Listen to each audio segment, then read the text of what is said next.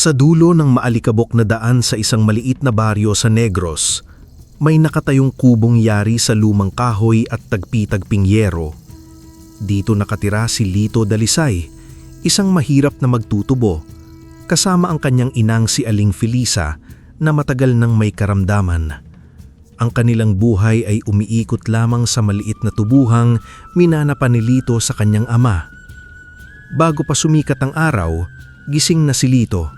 Bitbit niya ang lumang itak, may punit sa laylayan ng damit at may bakas ng pagod sa mukha. Araw-araw niyang pinuputol ang tubo, pinapasa ng mabibigat na sako at minsan pinipisa ang mga ito sa lumang kahoy na gilingan. Wala siyang tauhan at wala siyang ibang puhunan kundi sipag at pag-asa. "Anak," mahinang tawag ni Aling Felisa isang umaga. "Kumain ka muna bago ka pumunta sa bukid." Ngumiti si Lito kahit kumakalamang sikmura. "Kayo na lang po, Nay," sagot niya. "Busog pa po ako." Batid ni Aling Felisa na nagsisinungaling ang kanyang anak.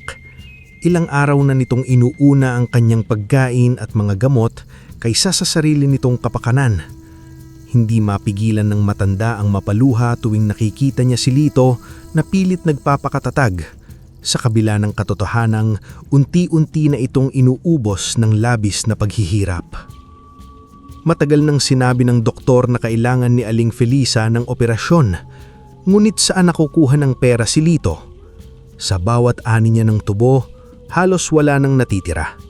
Ang presyo ng tubo sa kanilang lugar ay kontrolado ni Don Esteban Villacorta, ang mayamang hasyendero at may-ari ng pinakamalaking sugar mill sa bayan. Sa harap ng publiko, mabait si Don Esteban.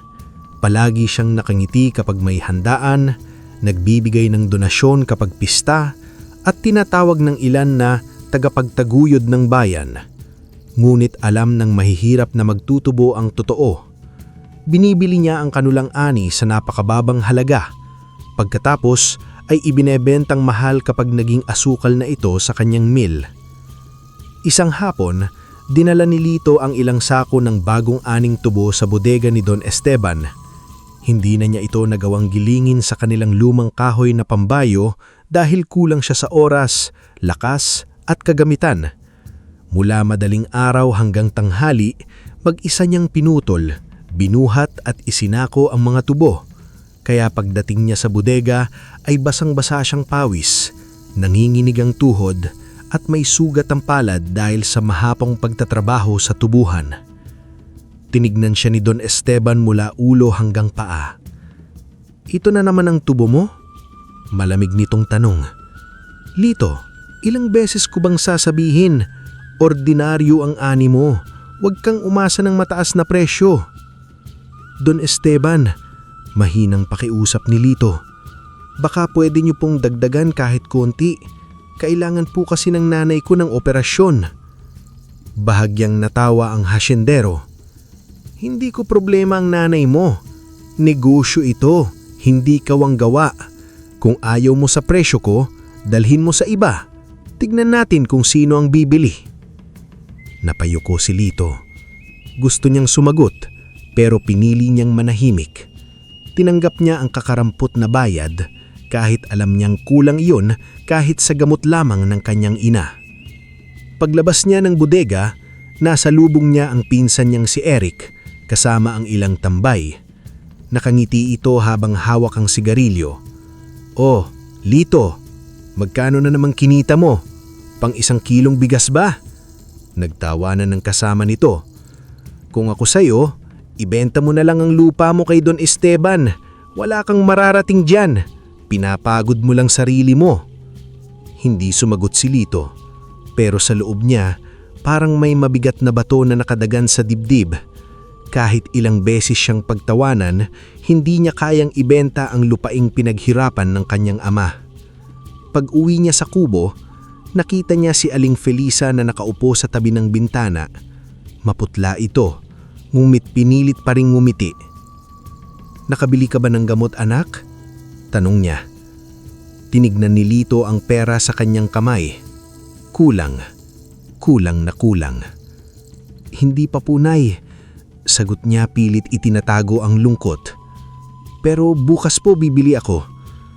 Tumalikod siya sandali para hindi makita ng ina ang luha niya. Sa labas, sa gitna ng tahimik na tubuhan, napatingalaw siya sa langit. Panginoon, bulong niya, kahit hindi na para sa akin, para na lang kay nanay. Bigyan niyo po ako ng kahit konting pag-asa. Hindi niya alam, ng gabing iyon may biyayang papalapit na sa buhay niya.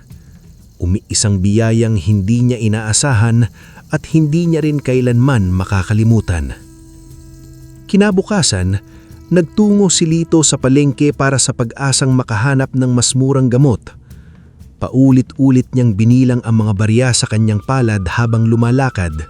Sa bawat butikang kanyang pinasok, ang bawat presyong kanyang naririnig ay mistulang sampal na nagpapaalala kung gaano siya kakapos. Habang pauwi, may narinig siyang sigawan sa gilid ng daan. "Hilahin mo! Wala nang silbiyan!" Sigaw ng isang lalaki. Napalingon si Lito. Sa tabi ng kalsada, may isang matandang kabayo na halos hindi na makatayo. Payat ito. Kita ang buto sa tagiliran, sugatan ng hiha at pilay ang isang paa. Hinihila ito ng isang lalaking mukhang mangangalakal ng hayop. "Saan niyo po dadalhin ang kabayo?" tanong ni Lito. "Sa katayan. Matanda na. Wala nang pakinabang." Parang may kumirot sa dibdib ni Lito. Tumingin sa kanya ang kabayo. Sa mga mata nito, may pagod, sakit at tahimik na pakiusap. Parang sinasabi nitong, "Huwag mo kong iwanan." Lumapit si Lito. "Magkano po niyo ibebenta?" Natawa ang lalaki. "Iyan, bibilhin mo. Kung gusto mo, ibigay mo niya lang kahit maliit na halaga. Mas mabuti pa kaysa dalhin ko pa sa katayan." Hinawakan ni Lito ang pera sa bulsa. Iyon ang perang dapat sana ay pambili ng gamot ng kanyang ina. Kulang na nga iyon, pero kung bibilhin niya ang kabayo, lalo siyang mawawalan. Sa gilid, may matandang tindera na si Aling Nena. Matagal na nitong kilala si Ito bilang mabait at masipag. "Lito," sabi nito, "kulang ba ang pera mo?" Napayuko si Lito. "Opo, Aling Nena. Pero naaawa po ako." Kumuha ng pera si Aling Nena mula sa kanyang supot. "Utangin mo muna ito," malumanay niyang sabi. "Alam kong hindi mo pababayaan ang kawawang hayop." Nanginginig ang kamay ni Lito habang tinatanggap ang pera. "Salamat po. Babayaran ko po kayo." Ibinayarad niya ang pera sa lalaki at dahan-dahang hinawakan ng lubid ng kabayo.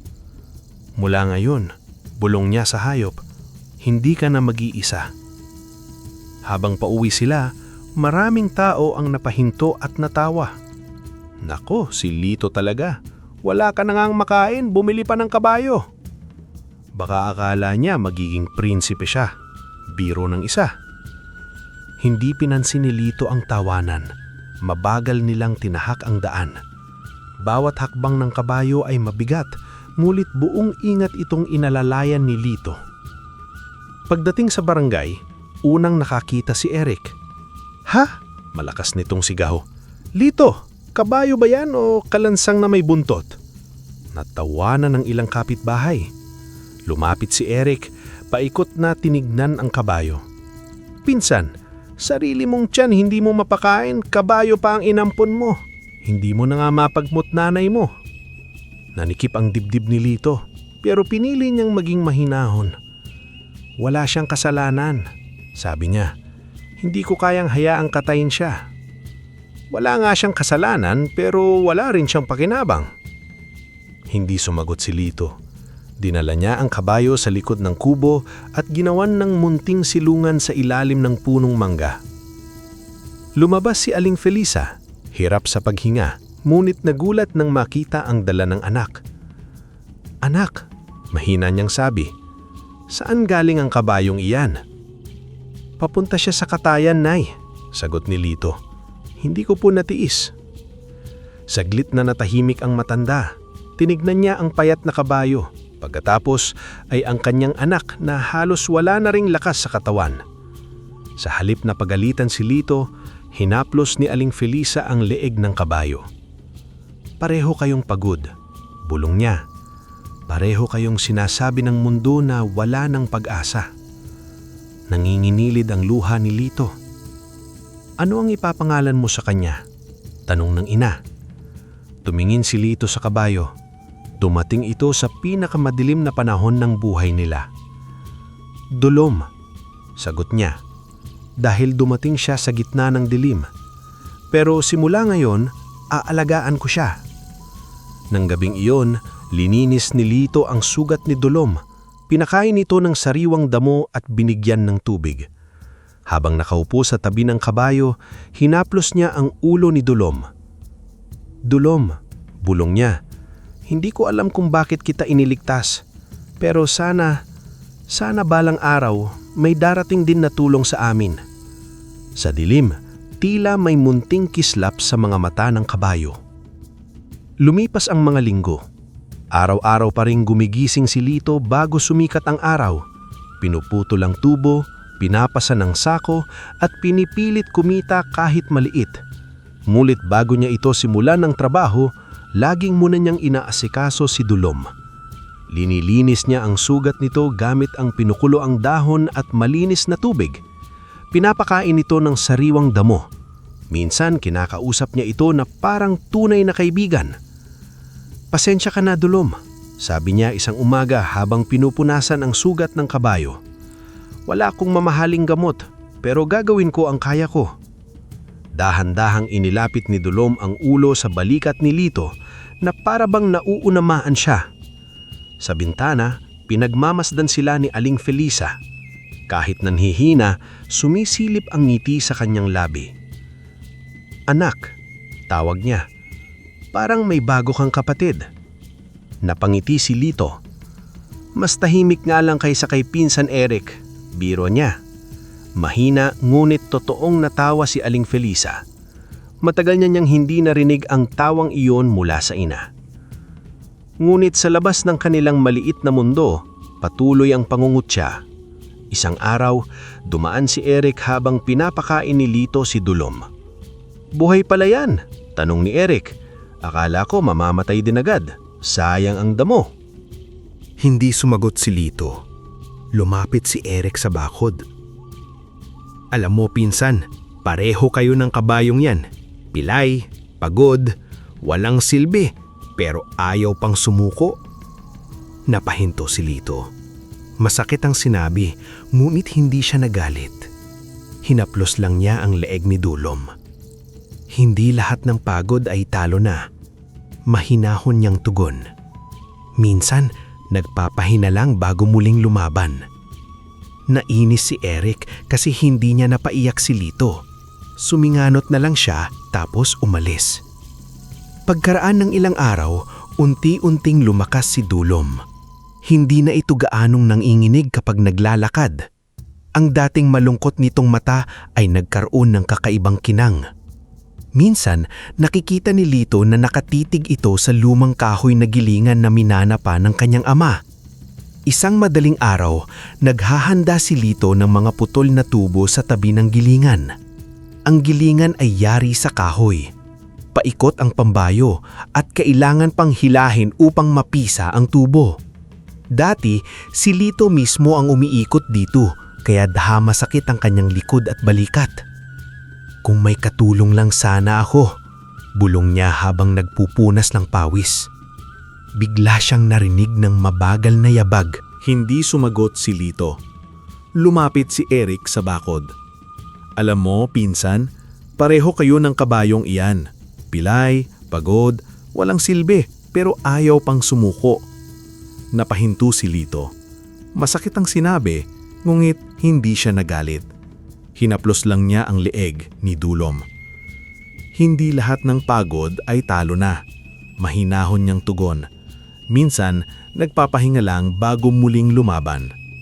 Nainis si Eric kasi hindi niya napaiyak si Lito. Sumingamot na lang siya tapos umalis. Pagkaraan ng ilang araw, unti-unting lumakas si Dulom. Hindi na ito gaanong nanginginig kapag naglalakad. Ang dating malungkot nitong mata ay nagkaroon ng kakaibang kinang. Minsan, nakikita ni Lito na nakatitig ito sa lumang kahoy na gilingan na minanapa ng kanyang ama. Isang madaling araw, naghahanda si Lito ng mga putol na tubo sa tabi ng gilingan. Ang gilingan ay yari sa kahoy, paikot ang pambayo at kailangan pang hilahin upang mapisa ang tubo. Dati, si Lito mismo ang umiikot dito kaya madalas sumasakit ang kanyang likod at balikat. Kung may katulong lang sana ako, bulong niya habang nagpupunas ng pawis. Bigla siyang narinig ng mabagal na yabag. Paglingon niya, naroon si Dulom. Lumapit ito sa lumang gilingan at huminto sa tabi ng kahoy na pambayo. "Dulom?" Nagtatakang tanong ni Lito. "Anong ginagawa mo diyan?" Hindi gumalaw ang kabayo. Ibinaba nito ang ulo. Tumahimik ang paligid. Kahit ang hangin sa tubuhan ay tila huminto. Pagkatapos, itinaas ni Dulom ang isang paa. Pumadyak siya sa lupa.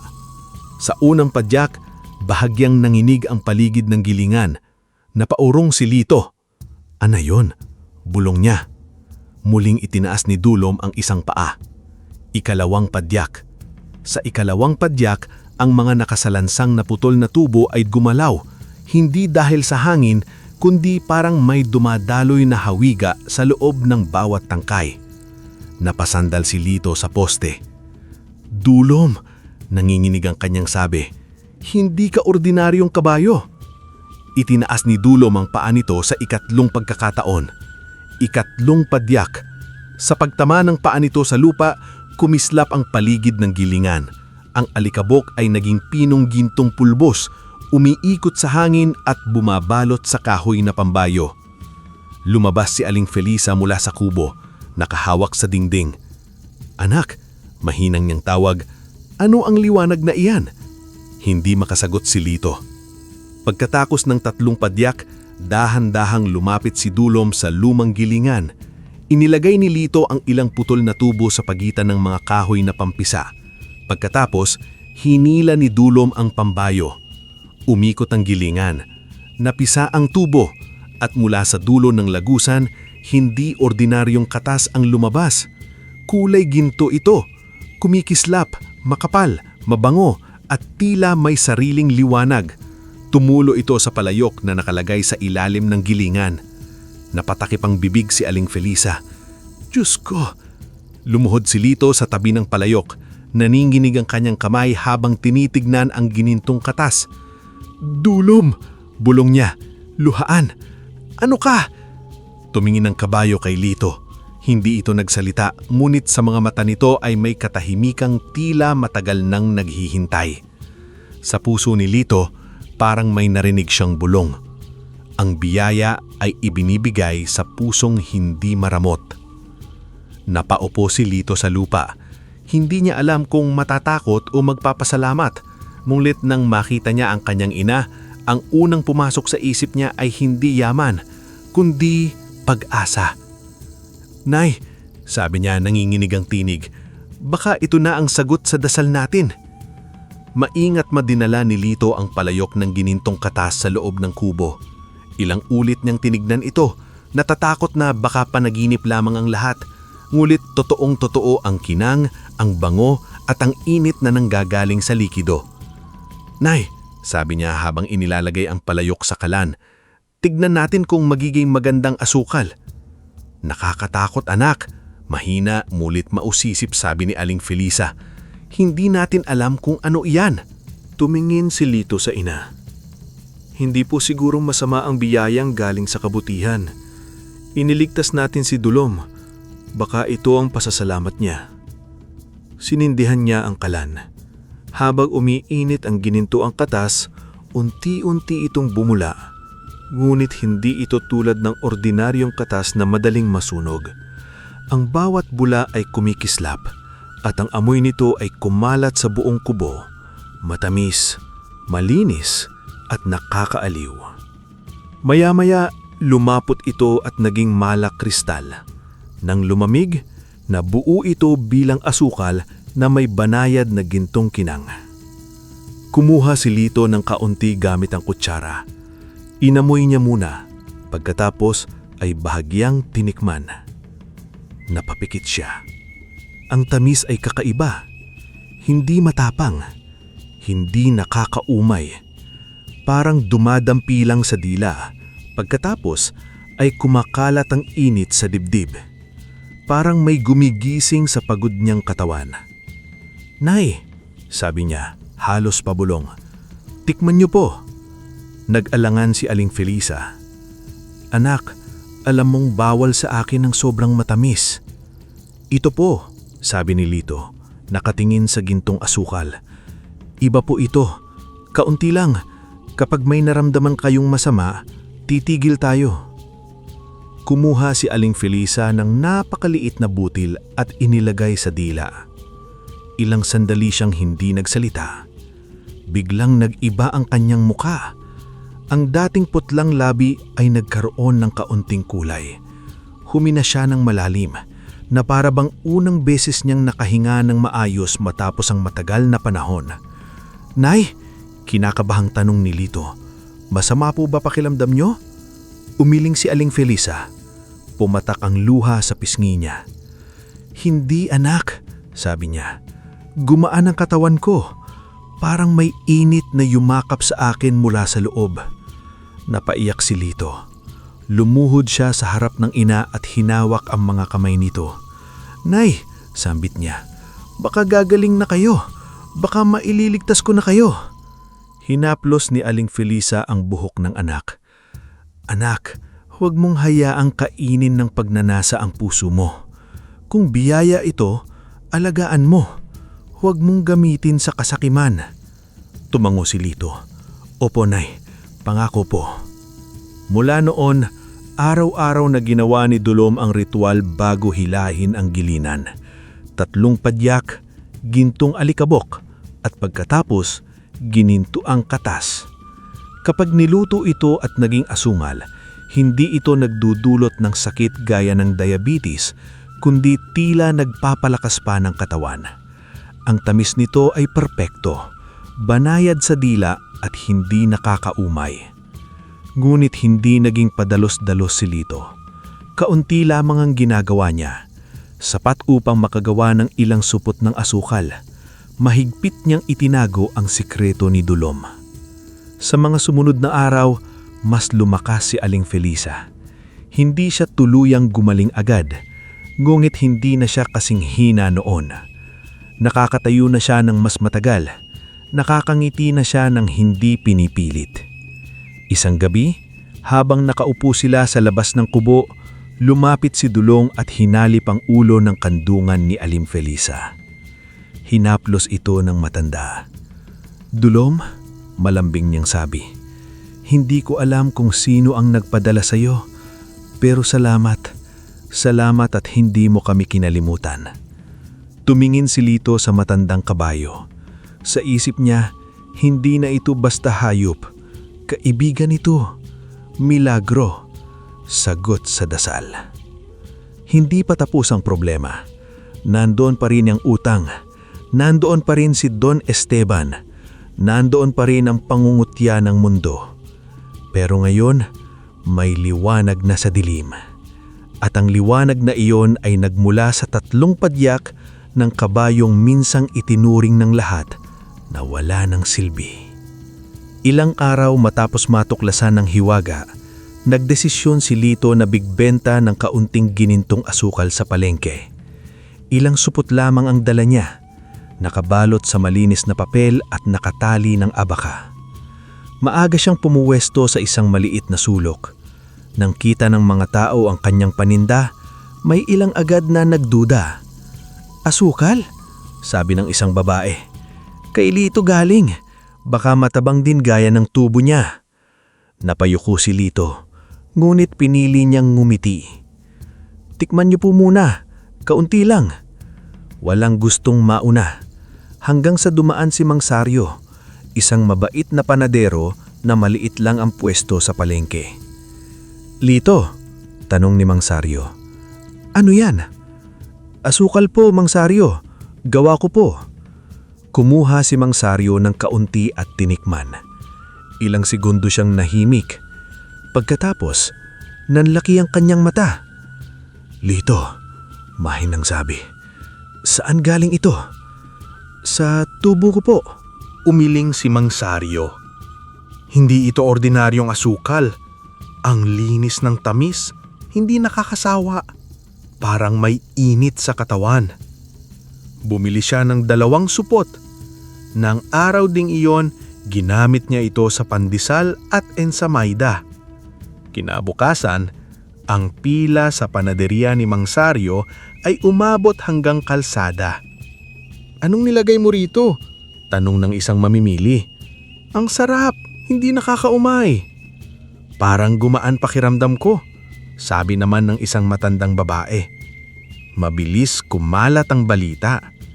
May kakaibang asukal si Lito. Sa ikatlong araw, mas maraming tao ang lumapit sa kanyang pwesto. May bumili para sa kape, may bumili para sa kakanin, may bumili dahil sa usisa. Halos lahat ng nakatikim ay bumalik kinabukasan. Lito, sabi ng isang may-ari ng coffee shop, pwede bang regular akong bumili sa iyo? Gagamitin ko sa kape namin. Lito, sabi naman ng isang babae mula sa bayan, may kakilala akong gumagawa ng cake. Kailangan niya ng ganito. Hindi alam ni Lito kung anong isasagot niya. Nakakaramdam siya ng tuwa pero kinakabahan din. Alam niya na kapag sumikat siya o nakakuha ng atensyon, dadami rin ang maiinggit. At hindi siya nagkamali. Isang araw, habang nag-aayos siya ng supot ng asukal, dumating si Eric. Oh, sikat na pala. Anong sikreto mo, pinsan? May albularyo ka ba? Wala. Maikling sagot ni Lito. Wala? Lumapit si Eric. Bigla na lang naging espesyal ang asukal mo. Dati halos ayaw bilhin ni Don Esteban ang tubo mo. Ngayon pinipilahan ka na? Hindi sumagot si Lito. Nainis si Eric. Pinsan mo ako. Dapat sabihin mo sa akin. Tumingin si Lito kay Eric. Hindi galit ang mukha niya, ngunit may lungkot sa kanyang mga mata. Ramdam niyang hindi masaya ang pinsan sa unti-unti nilang pag-angat. Pinsan Eric, sana maging masaya ka na lang sana para sa amin. Alam mo naman kung gaano kaming nahirap ni nanay. Ngayon lang kami nakakaramdam na kahit papaano, medyo gumiginhawa ang buhay namin. Napahinto si Eric, ngunit pilit pa rin siyang numisi. Gumiginhawa? Talong niya may halong inggit sa boses. Kaya pala parang ang taas mo na ngayon. Umiling si Lito. Hindi ako nagmamataas, malumanay niyang tugon. Gusto ko lang makahinga kami ni nanay kahit konti. At saka pinsan, kakailanganin ko rin ng tulong sa maliit kong paggawaan. Kung wala ka pang trabaho, baka pwede kang tumulong sa amin. Saglit na natahimik si Eric. Hindi niya inaasahan na sa halip na patulan siya ni Lito, aalukin pa siya nito ng pagkakataon. Trabaho? Sabi ni Eric, sabay pilit na tawa. Ako? Magtatrabaho sa'yo? Hindi kita uutusan na parang iba. Pamilya pa rin kita. Gusto ko lang bigyan ka ng maayos na pagkakakitaan. Kung gusto mo, pwede ka nang magsimula bukas. Napatingin si Eric sa mga kahon ng asukal, sa mga taong abala sa paligid, at sa mga bumibiling halos hindi na maubos ang pila. Sa loob niya, may hiya, pero mas malakas ang inggit. Ayaw niyang aminin, pero kailangan niya ng pera. Sige, maikling sagot niya. Susubukan ko. Mula noon, nagsimulang tumulong si Eric sa maliit na paggawaan. Ngunit habang nagbubuhat siya ng kahon, palihim niyang pinagmamasdan si Lito. Bakit kaunti lang ang produksyon? Bakit bawal lumapit sa lumang gilingan tuwing madaling araw? Bakit parang espesyal ang tingin ni Lito sa kabayong si Dulom? Habang tumatagal, lalo pang dumami ang mga umuorder ng ginintong asukal ni Lito. Hindi na lamang ang mga mamimili sa palengke ang naghahanap nito. Dumating na rin ang mga may-ari ng coffee shop, bakery at maging ilang grocery mula sa iba't ibang bayan. May mga bumiyabiyahe pa ng malayo para lamang makakuha ng ilang kahon ng asukal ni Lito. Ibang-iba talaga ang lasa nito, sabi ng isang may-ari ng bakery habang tinitikman ng tinapay na nilagyan ng asukal ni Lito. Hindi nakakaumay, parang mas lumalabas ang sarap ng bawat pagkain. Sa kape naman, dagdag ng isang may-ari ng coffee shop. Kahit kaunti lang ang ilagay, supat na. May tamis na malinis, mabango at parang nagpapagaan ng pakiramdam. Pati ang ilang grocery owners ay nagsimulang makipag-usap kay Lito para regular na makakuha ng supply. Unti-unting puno ng order ang kanyang maliit na talaan. Sa bawat kahon na inahanda sa pagawaan, mas lalong nadaramdam ni Eric na ang pinsang dati niyang minamaliit ay hindi na basta mahirap na magtutubo lamang. Si Lito ay nagsisimula ng makilala sa iba't ibang bayan dahil sa asukal na ibang-iba ang lasa. Samantala, patuloy ang pag-unlad ni Ito. Nabayaran niya si Aling Nena ang nagpautang sa kanya para mabili si Dulom. Binigyan pa niya ito ng dagdag na tulong. Naku, sobra ito, Lito. Hindi po sobra. Noong walang-wala ako, kayo ang tumulong. Ngayon ako naman po ang babawi. Nakabili rin siya ng mas maayos na gamot para kay Aling Felisa. Unti-unting naayos ang kanilang bahay. Nakakuha siya ng ilang mahihirap na kapitbahay bilang manggagawa. Kahit umaasenso, nanatili siyang simple. Isang gabi, pinagmamasdan ni Lito si Dulom na kunakain sa tabi ng gilingan. Lumapit si Aling Felisa. Anak, umaangat na tayo. Tumango si Lito. Opo, Nay, pero ayokong kalimutan kung saan tayo nagsimula. Hinawakan ng ina ang kanyang balikat. Iyan ang dahilan kung bakit patuloy kang pinagpapala. Hindi nila napansin si Eric sa likod ng puno, nakatitig kay Dulom. Sa isip nito, paulit-ulit ang isang tanong. Ang kabayo ba ang sekreto? Habang lumalaki ang pangalan ni Lito, unti-unting bumababa ang kapangyarihan ni Don Esteban. Dati, kapag sinabing asukal sa bayan, Villacorta Sugar Mill agad ang kilala. Ngayon, iba na ang hinahanap ng mga bakery, coffee shop at maging ng ilang negosyante mula sa lungsod. Dalisay Golden Sugar. Sa opisina ni Don Esteban, ibinagsak niya sa mesa ang isang sales report. Ano ito? Galit niyang tanong sa kanyang manager. Bakit bumababa ang orders natin? Don Esteban, nanginginig na sagot ng manager. Marami po kasim kliyente ang lumilipat kay Lito Dalisay. Kumunot ang noo ni Don Esteban. Kay Lito? Mariin niyang ulit. Sa hamak na magtutubong iyon? Opo, maingat na sagot ng manager. Sinasabi po nila na mas masarap daw po ang asukal niya. Ibang-iba raw ang lasa. Mas mabango, mas malinis ang tamis at hindi raw nakakaumay kahit gamitin sa kape, tinapay at mga panghimagas. Mas lalong namula ang mukha ni Don Esteban. Mas masarap ba? Singhal niya. Paano naging mas masarap ang produkto ng isang mahirap na magsasaka kaysa sa asukal ng Villacorta Sugar Mill? Hindi agad nakasagot ang manager. Nanginginig ang kamay nitong hawak ang papel. Don Esteban, mahina niyang dagdag. Kahit ang ilang dati nating suki na bakery at coffee shop, doon na po kumukuha kay Lito.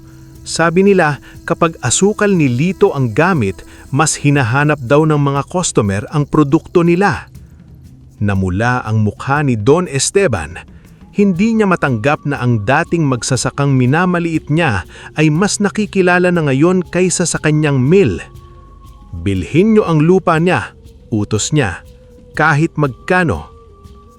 Kinabukasan, dumating si Don Esteban sa paggawaan ni Lito sakay ng itim na kotse. Nagtitigil ang mga manggagawa. May kaba sa paligid. Si Lito ay nasa labas, tumutulong magbuhat ng kahon. Lito, bati ni Don Esteban, nakangiti ngunit malamig ang mata. Maganda ang takbo ng negosyo mo. Salamat po, sagot ni Lito. Diretso na tayo sa usapan, sabi ni Don Esteban. Bibilhin ko ang lupa mo, pati negosyo mo. Bibigyan kita ng halagang hindi mo kikitain kahit magtrabaho ka pa ng maraming taon. Tumuhimik ang lahat. Tumingin si Lito sa kanyang maliit na pagawaan, sa mga manggagawang dating walang trabaho, sa kanyang ina na nakaupo sa lilim at sa kulungan ni Dulom. Hindi po binebenta ang lupa ko, mahinahon niyang sagot. Kumunot ang noo ni Don Esteban. Huwag kang magpanggap na mayaman, Lito. Isang malas lang, babalik ka sa putikan. Galing naman po talaga ako sa putikan. Hindi ko iyon ikinahihiya, pero hindi ko ipagbebenta ang pinaghirapan ng pamilya ko. Lumapit si Don Esteban. Ano ang sikreto mo? Nanatiling tahimik si Lito. May formula ka ba? May kemikal? May ginagamit kang ibang sangkap? Tubong galing sa tapat na lupa at trabahong walang nilalamangan. Natawa si Don Esteban. Moral lesson ba ang binebenta mo? Hindi po, asukal. May ilang manggagawang napangiti. Lalong uminit ang ulo ni Don Esteban. Pag-isipan mo, Lito, kapag hindi mo tinanggap ang alok ko, baka magsisi ka. Pag-alis ni Don Esteban, ramdam ni Lito ang panganib. Alam niyang hindi basta susuko ang hasyendero. Samantala, lalong lumalaki ang inggit ni Eric. Araw-araw niyang nakikita ang pagtaas ng respeto kay Lito. Dati, siya ang tumatawa sa pinsan. Ngayon, siya ang tagabuhat ng kahon habang ang tao ay bumabati. Magandang araw, Sir Lito. Salamat sa trabaho, Sir Lito. Bawat Sir Lito ay parang sampal kay Eric. Isang gabi, habang pauwi siya, may humintong sasakyan sa tabi niya. Bumaba ang bintana. Naroon si Don Esteban. Eric? Tawag nito. Sumakay ka. Mag-usap tayo. Dinala siya ni Don Esteban sa opisina sa hasyenda. May nakahandang pagkain, alak at isang sobre ng pera. Alam kong nagtatrabaho ka kay Lito, simula ni Don Esteban. Opo, sagot ni Eric. Pero hindi naman po ako importante doon. Eksakto, sabi ni Don Esteban. Hindi ka importante, ginagamit ka lang niya. Napakunot ang noo ni Eric. Dati, pareho lang kayo. Ngayon, siya ang kinikilala, ikaw ang tagabuhat. Hindi ka ba nasasaktan? Tumahimik si Eric. Tumama ang salita sa pinakatagong sugat ng kanyang pride. Inilapit ni Don Esteban ang sobre. Gusto kong malaman ang sikreto niya. Kapalit nito, bibigyan kita ng maraming pera. Tumingin si Eric sa sobre. Hindi ko pa alam ang sikreto, mahinang sabi ni Eric. Alamin mo, malamig na utos ni Don Esteban. Tingnan mo kung paano niya ginagawa ang asukal. Kailan siya nagsisimula? Saan niya inilalagay ang mga tubo? Ano ang ginagamit niya?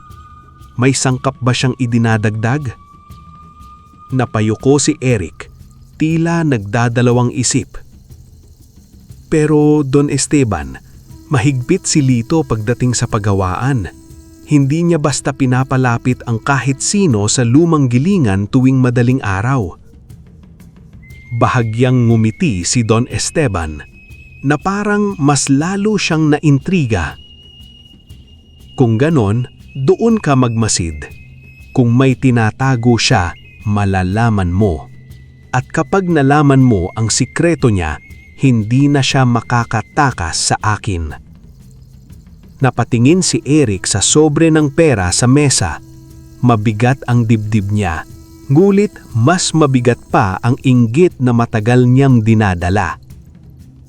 Sige, bulong niya. Aalamin ko. Ngumiti si Don Esteban. Iyan ang gusto kong marinig. Kinuha ni Eric ang sobre. May bahagi ng konsensya niyang sumigaw, ngunit mas malakas pa rin ang inggit. Kinabukasan, nagkunwari siyang masipag. Maaga siyang pumasok, tumulong sa paggawaan at ngumiti kay Lito. Salamat Eric, malaking bagay ang tulong mo. Saglit, nahihiya si Eric. Ngunit nang makita niyang pinipirmahan ni Lito ang bagong kontrata sa isang malaking kumpanya ng kape, bumalik ang pait sa puso niya. Bakit siya? Tanong niya sa sarili. Bakit hindi ako? Sa madaling araw ng sumunod na araw, nagtago si Eric sa likod ng bodega.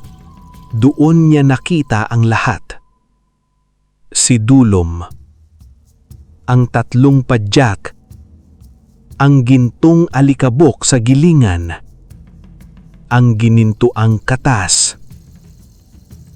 Nanigas si Eric. Kabayo, bulong ni Eric habang nanginginig ang mga labi. Parang may hiwada ang kabayong iyon. Hindi siya makapaniwala sa nakita niya.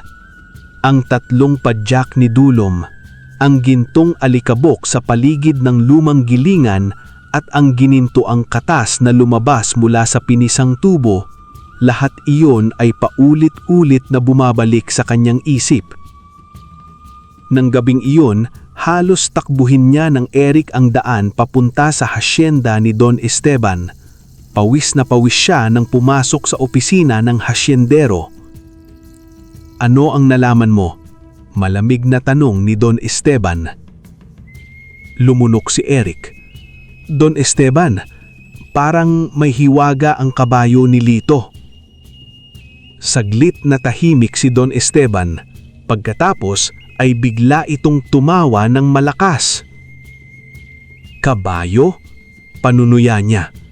Iyan ang isusumbong mo sa akin? Kabayo? Akala ko ba may lihim na sangkap, kemikal o bagong paraan ng pagluluto?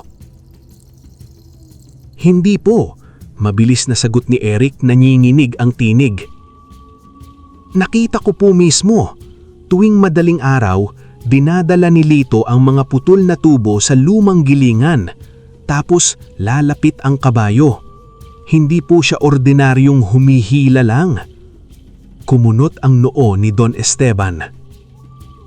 Anong ibig mong sabihin? Pumapadyak po siya ng 3 beses sa lupa. Sa unang padyak, nanginginig ang paligid ng gilingan. Sa pangalawa, gumagalaw ang mga tubo kahit walang hangin. Sa pangatlo, parang may gintong alikabok na kumakalat sa paligid. Pagkatapos, sa kanya hinihila ang kahuyang gilingan. Unti-unting nawala ang ngiti ni Don Esteban. At ang katas? Tanong niya, mas seryoso na ang boses. Ginto po, bulong ni Eric. Ang katas ng tubo, kulay ginto. Doon nang gagaling ang kakaibang asukal ni Lito. Tumahimik si Don Esteban. Dahan-dahan siyang napaupo sa kanyang upuan. Nakatitig sa kawalan habang iniisip ang sinabi ni Eric. Kaya pala, mahinang sabi niya. Kaya pala hindi natin makopya ang lasa. Tumingin siya kay Eric at sa pagkakataong iyon, wala na ang pagtatawa sa kanyang mukha. Napalitan iyon ng matinding kasakiman. Kung ang kabayo ang dahilan, malamig niyang sabi, kung ganon, ang kabayo ang kukunin natin. At sa ngiting iyon, nagsimula ang kapahamakan. Dumilim ang kalangitan noong gabing iyon. Malakas ang hangin sa tubuhan at ang mga dahon ay nagsasayaw na parang may binubulong na babala. Sa kubo ni Lito, natutulog si Aling Felisa. Lito naman ay napagod sa maghapong trabaho at nakatulog sa tabi ng mesa. Sa labas, tahimik si Dulom sa kanyang kulungan. Dumating si Eric kasama ang 3 tauhan ni Don Esteban. Nakasuot sila ng itim at may dalang lubid. Nanginginig ang kamay ni Eric habang binubuksan ang tarangkahan. "Huwag maingay," bulong niya. Pagpasok nila, nag-angat ng ulo si Dulom. Hindi ito nanipa. Hindi rin ito tumakbo. Tumingin lamang ito kay Eric. Sa tinging iyon, parang nabasa ng kabayo ang lahat ng kasalanan niya. "Pasensya ka na," halos hindi marinig na bulong ni Eric. Ngulit ipinagpatuloy pa rin niya. Tinalian nila si Dulom at pilit na hinila palabas. Sa unang hakbang ng kabayo, mahina itong pumadyak sa lupa. Isa lang, ngulit sapat para kabahan si Eric. Sa loob ng kubo, biglang nagising si Lito. Parang may malamig na kamay na humawak sa kanyang puso. "Dulom!" tawag niya. Lumabas siya at nakita ang bukas na kulungan. Wala si Dulom. "Dulom!" sigaw niya. Nagising si Aling Felisa. "Anak, anong nangyari?" "Nay, wala si Dulom!" Nakita ni Lito sa lupa ang bakas ng gulong at paa. May nakita rin siyang piraso ng telang pamilyar.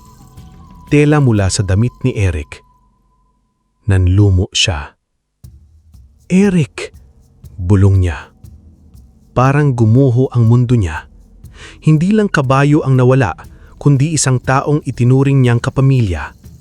Mas masakit pa, ang taong nagtaksil ay tinsan niyang binigyan niyang trabaho at pagkakataon. Samantala, sa asyenda ni Don Esteban, dinala si Dulom sa malaking sugar mill. Napakalaki nito kumpara sa lumang gilingan ni Lito. Bakal ang katawan, malakas ang makina, at puno ng sako ng tubo mula sa asyenda. Tumayo si Don Esteban sa harap ni Dulom. "Kaya pala," sabi niya, nakangisi. "Isang kabayo lang pala ang dahilan." Si Eric ay nasa gilid, pawis na pawis. "Don Esteban," mahinang sabi niya, "baka kailangan po si Lito para gumana." "Sinong si Lito?" singhal ng hasyendero. "Ang biyaya ay para sa marunong kumuha nito, hindi para sa mahina." Pilit nilang inilapit si Dulom sa gilingan, ngunit hindi gumagalaw ang kabayo. Hinampas ng isang tauhan ang sahig sa tabi nito. "Gumalaw ka!" Nanlaki ang mata ni Eric. "Huwag niyo siyang saktan!" Napatingin sa kanya si Don Esteban. "Aba, may awa ka bala ngayon?" Napayuko si Eric. Huminga ng malalim si Dulom. Ibinaba nito ang ulo. Pumadyak ito. Sa unang padyak, nanginig ang sahig ng hasyenda. Ngunit hindi ginto ang lumitaw na alikabok. Abo. Sa pangalawang padyak, gumalaw ang mga tubo, ngunit hindi kumislap. Sa halip, nangitim ang mga hiwa nito. Sa pangatlong padyak, isang malamig na hangin ang dumaan sa buong sugar mill.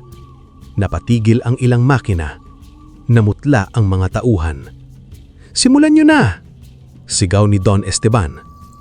Pinaandar ang gilingan. Napisa ang tubo. Lahat ay nakatingin sa lagusan, naghihintay sa gintoang katas. Ngunit ang tumulo ay maitim, makapal, malagkit, mabaho. Parang maitim na likido na may sumpa. "Ano ito?" sigaw ni Don Esteban. Tumalsik ang itim na katas sa sahig. Nang dumikit ito sa bakal, umusok. Ang amoy ay kumalat, mapait, bulok at nakakasulasok. "Patayin ang makina!" sigaw ng isang tauhan.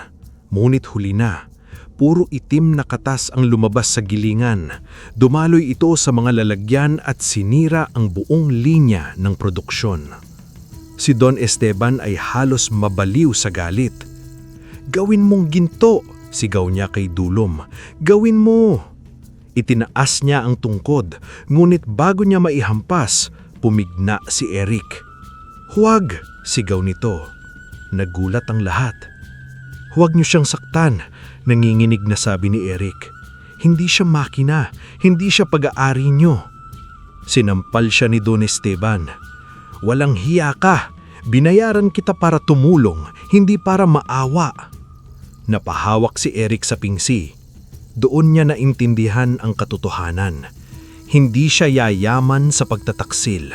Magiging alipin lang siya ng mas sakim pa sa kanya. Sa labas, dumating si Lito. Hingal na hingal, basang-basa ng pawis, ngunit matapang ang titig. Dulom! Lumilingon ang kabayo. Naputol nito ang isang rubid sa lakas ng hila. Hinarang si Lito ng mga tauhan.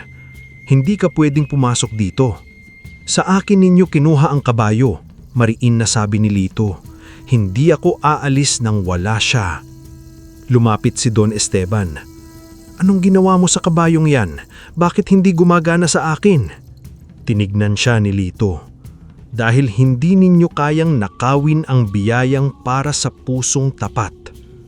Tumawa si Don Esteban, ngunit halatang natatakot na siya. Kalokohan, lahat nabibili. Umiling si Lito. Hindi lahat. Biglang pumadyak si Dulom. 1, 2, 3. Nayanig ang hasyenda, nabasag ang ilang bintana, ang itim na katas sa sahig ay umatras na parang takot sa liwanag. Mula sa lupa, umangat ang gintong alikabok, ngunit hindi ito lumiwanag para kay Don Esteban. Umikot ito kay Dulom at Lito. May tinig na umalingaw-ngaw. Matagal ko nang minamasdan ang puso ng tao. Mula sa liwanag, may babaeng lumitaw. Mahaba ang buhok, kumikislap ang kasuotan na parang hibla ng tubo sa ilalim ng araw, at ang mga mata ay kasing lalim ng lupang matagal nang inabuso. Ang diwata ng tubuhan. Napaatras si Don Esteban, napaluhod ang ilang tauhan. Lumapit ang diwata kay Dulom at hinaplos ang noo nito. Dulom, malumanay niyang sabi, tapat kang naghintay. Pagkatapos, tumingin siya kay Lito. At ikaw, Lito Dalisay, ay pumasa sa pagsubok. Hindi makapagsalita si Lito. Ako po? Oo, sagot ng diwata. Inalagaan mo ang nilalang na itinapon ng mundo. Pinakain mo siya kahit ikaw ay gutom. Minahal mo siya kahit wala kang inaasahang kapalit. Kaya ang biyaya ng tubuhan ay dumaloy sa iyo. Bumaling ang diwata kay Don Esteban. At ikaw, Esteban Villacorta, kinuha mo ang lupa ng mahihirap. Binarat mo ang kanilang ani at ngayon ay tinangka mong nakawin ang biyayang hindi para sa iyo. Lumuhod si Don Esteban. Patawad, hindi ko alam. Alam mo, malamig na sabi ng diwata. Pinili mo lang hindi makinig. Itinaas niya ang kamay. Sa labas, ang ilang tubo ng hasyenda ay nangitim at nawalan ng tamis. Mula ngayon, wika ng diwata, ang tubo mo ay magiging mapait hanggang bayaran mo ang bawat magsasakang inapi mo. Ibalik ang lupang kinuha mo sa pandaraya at matutong magsisi. Napasubsob si Don Esteban sa sahig. Si Eric naman ay lumuhod sa harap ni Lito. Pinsan, umiiyak niyang sabi, patawarin mo ako. Nainggit ako. Akala ko pinagkaitan mo ako. Pero ako pala ang nabulag. Matagal na tumingin si Lito sa kanya. Masakit ang pagtataksil. Ngunit naalala niya ang araw na walang-wala siya at may isang taong nagpaabot ng tulong. Hindi madali ang patawad, Eric, sabi niya. Pero bibigyan kita ng pagkakataong magbago. Huwag mong sayangin. Napahagulgol si Eric. Sa tabi nila, tahimik na tumayo si Dulom. Wala itong salita, ngunit sapat ang kanyang presensya upang ipaalala sa lahat. Ang hiwaga ay hindi napapasunod ng lakas. Ito ay lumalapit lamang sa pusong marunong magmahal. Mabilis kumalat ang balita tungkol sa nangyari sa hacienda ni Don Esteban. May nagsabing nakita nila ang liwanag mula sa sugar mill May nagsabing narinig nila ang tinig ng diwata sa hangin.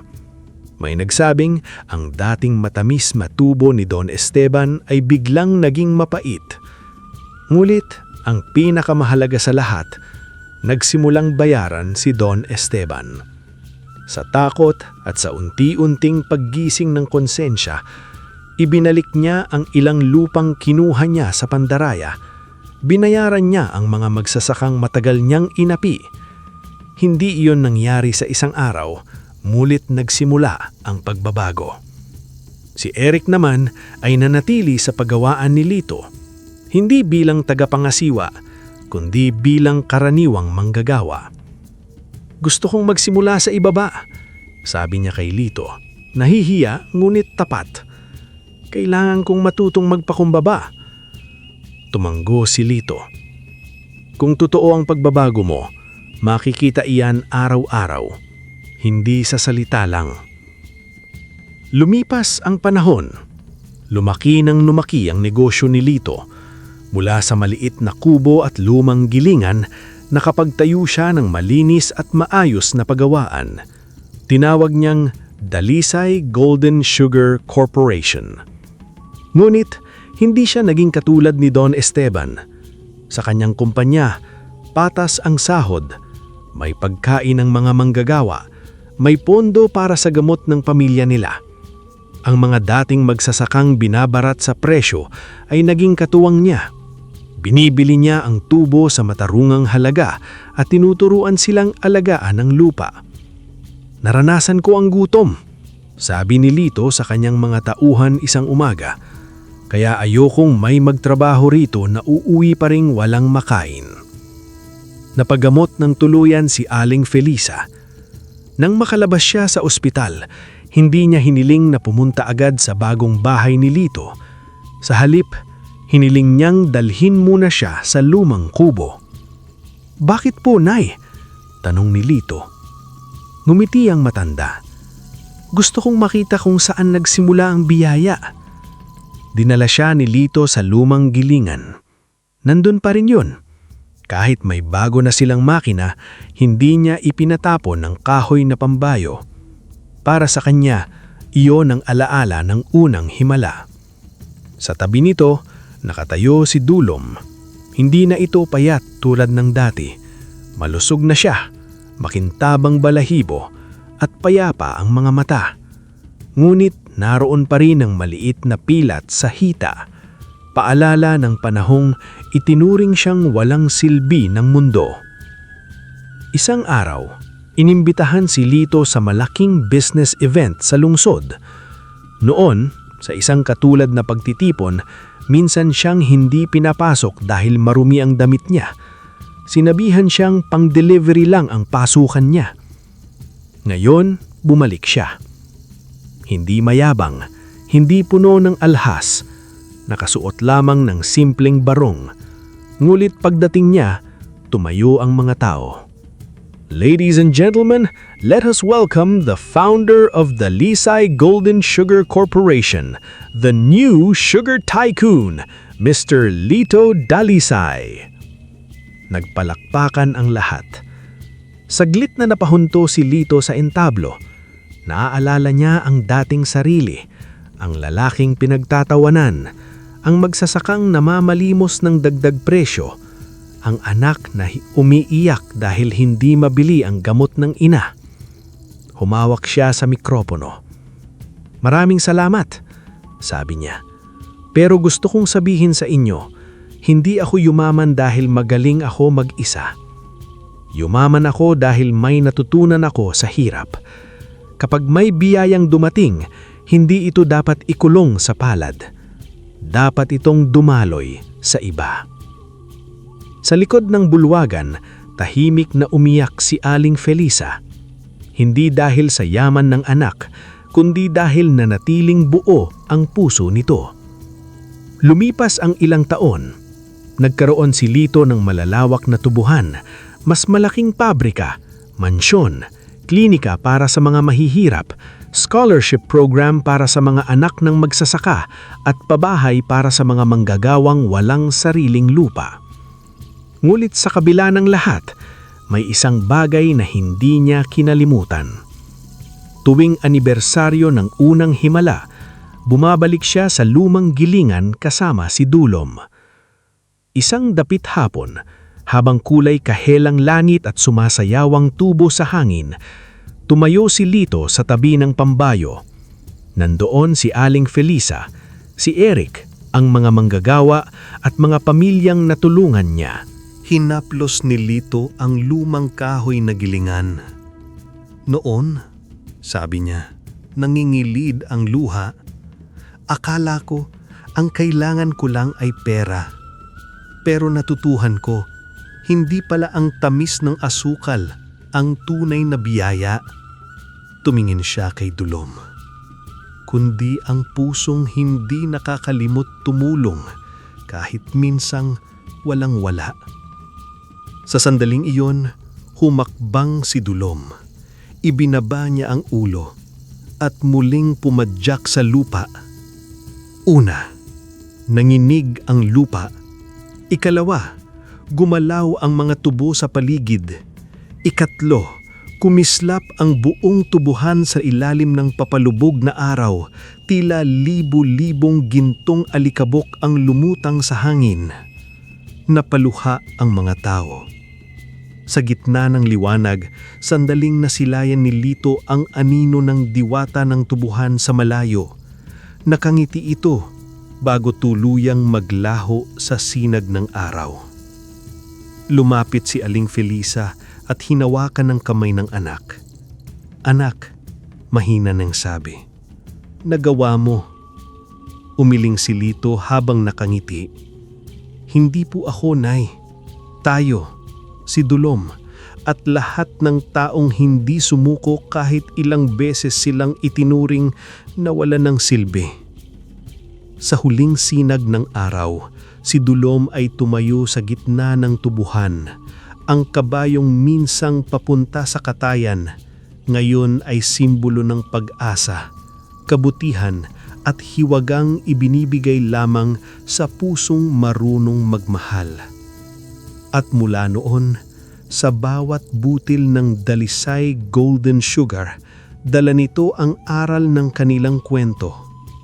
Ang tunay na tamis ng buhay ay hindi galing sa yaman, kundi sa kabutihang pinipili mong ibalik sa mundo.